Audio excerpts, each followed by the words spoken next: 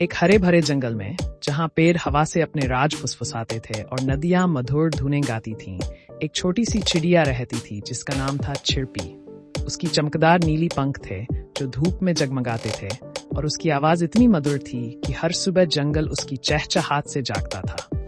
लेकिन चिरपी का एक सपना था। वह जंगल से परे उड़ना चाहती थी और दुनिया देखना चाहती थी।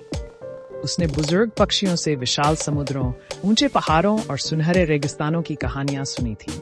फिर भी डर हमेशा उसे रोक देता था। एक दिन जंगल में भयंकर तूफान आया।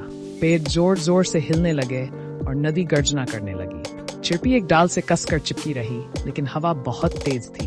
अचानक एक तेज झोंका आया और उसे आसमान में उड़ा ले गया, बहुत दूर उसके घर से।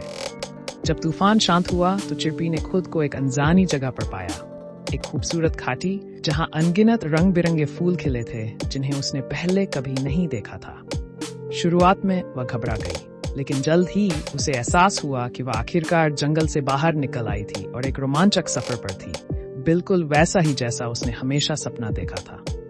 नई हिम्मत के साथ चिरपी ने इस नई दुनिया को देखने का फैसला किया। वह चमचमाती झीलों के ऊपर उड़ान भरने लगी, फूलों के खेतों में तितलियों के साथ नाचने लगी और अलग अलग जगहों के पक्षियों से दोस्ती करने लगी। हर जगह ने उसे कुछ नया सिखाया और हर चुनौती ने उसे और मजबूत बना दिया। कई रोमांचक यात्राओं के बाद चिरपी आखिरकार अपने जंगल लौट आई, अपने दिल में अनगिनत कहानियां और आत्मा में नई बहादुरी लेकर। उसने छोटे पक्षियों को अपने सफर की कहानियां सुनाई, और अब उसकी चहचहाट में सिर्फ मिठास ही नहीं बल्कि हिम्मत की गूंज भी थी।